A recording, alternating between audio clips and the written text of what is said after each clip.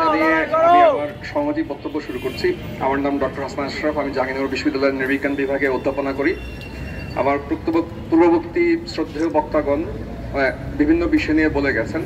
তা আমার গবেষণার আলোকে আমি খুব সুস্পষ্টভাবে একটি জায়গা সামনে আনতে চাই, সেটা হচ্ছে যে শিক্ষার্থী, শ্রমিক জনতার অভ্যুত্থান পরবর্তী যে বাংলাদেশ, সেই বাংলাদেশে যে ধরনের সংস্কারের কাজ চলছে, সেই জায়গায় শ্রমিককে কেন্দ্রে রেখে সকল সংস্কার করাটা খুব আশু করণীয় একটা কাজ। তার কারণটা হচ্ছে যে বাংলাদেশটা চলছেই শ্রমিকের শ্রমে, এবং এই শ্রমিক যখন তার ন্যায্য মজুরি, হয়রানির বিরুদ্ধে আন্দোলন, যৌন হয়রানির বিরুদ্ধে আন্দোলন এবং অন্যান্য অধিকার নিয়ে যখন ন্যায্য দাবি তোলেন, তাকে যেই কাজটাতে যুক্ত করা হয় দমনের ক্ষেত্রে, সেটা হচ্ছে যে ক্রিমিনালাইজেশন বা অপরাধীকরণ। যে আমরা দেখেছি যে বিভিন্ন আন্দোলনের সময়ে, আন্দোলন শুরুর সময়ে, আন্দোলনের পরবর্তী সময়ে বিভিন্ন শ্রমিক অঞ্চলে, বিভিন্ন শিল্প অঞ্চলে শ্রমিকদের বিরুদ্ধে মিথ্যা মামলা দেয়া হয়, এবং সেই মিথ্যা মামলাগুলো দেয়া হয় ফৌজদারি অপরাধের বিভিন্ন ধারায়, 305, 307 বিভিন্ন। এই সমস্ত মামলা যখন নামে বেনামে একবার দেয়া হয়, সেগুলোকে আন্ডু করা বা সেগুলো থেকে মুক্ত হওয়াটা খুবই মুশকিল। তখন দেখা যায় যে আমি আন্দোলন যদি করি মিরপুরে, আমি যাচ্ছি চিটাগং, সেখানে কোনো ফ্যাক্টরিতে কাজ নিতে গেলে পরে সেখানে আমাকে ফিঙ্গারপ্রিন্ট দিতে হয়। দিতে গেলে সেখানে আমার নাম অলরেডি মানে রেড ফ্ল্যাগ হয়ে আছে যে আমি চাকরি পাচ্ছি না।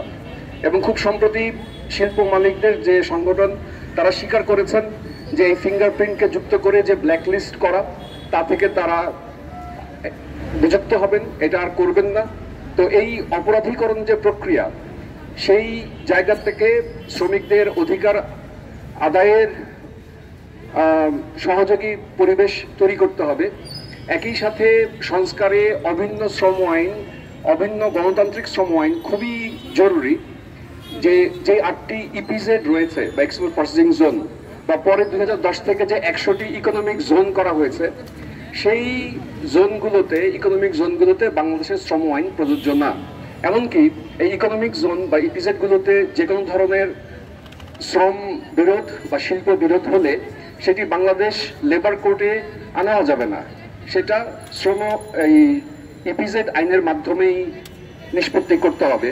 তাহলে এই অভিন্ন শ্রমিক আইন কেন জরুরি, এবং কেন ইপিজেডে কর্মরত বা ইকোনমিক জোনে কর্মরত শ্রমিকরা কেন শ্রম আইনের, একটা হচ্ছে যে শ্রমিককে ন্যায্য দাবির ক্ষেত্রে তাকে অপরাধী সাব্যস্ত না করা, এবং শ্রমিককে কোনোভাবেই পুলিশি হেফাজতে কোনো ধরনের নির্যাতন না করা, এবং পাশাপাশি অভিন্ন শ্রম আইন এবং ন্যায্য মজুরি সেটা নিশ্চিত করার কোনো বিকল্প নেই।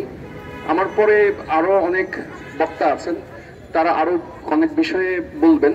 তা আমি শেষ করবার আগে আমি আবারও পুনর্ব্যক্ত করতে চাই যে এই ফিঙ্গারপ্রিন্ট সংগ্রহের মাধ্যমে যে 32 লক্ষ গার্মেন্টস শ্রমিকের ডেটাবেজ ব্যবহৃত হয়েছে শ্রমিকের নিরাপত্তার নামে, সেটি রহিত হোক। সবাইকে অনেক শুভেচ্ছা।